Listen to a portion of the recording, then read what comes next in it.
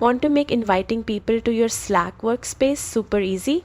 Let's create a QR code that links directly to your Slack invite. First, open your browser and go to the Slack login page.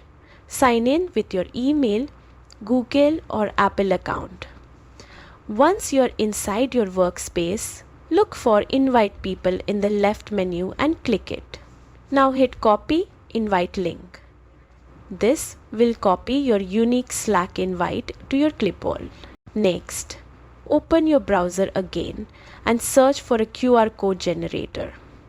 There are plenty of free ones available. Choose one you like. Select the option to create a QR code for a website URL and paste your Slack invite link into the box. If this tutorial is helping you, don't forget to hit like and subscribe for more quick tech guides. You can keep the QR code simple or customize it with colors and logos if the generator allows. Once you're happy, click Finish or Download. Now you've got a Slack QR code ready to share. Just scan it and people can join instantly. And that's it. You've created your Slack QR code in minutes.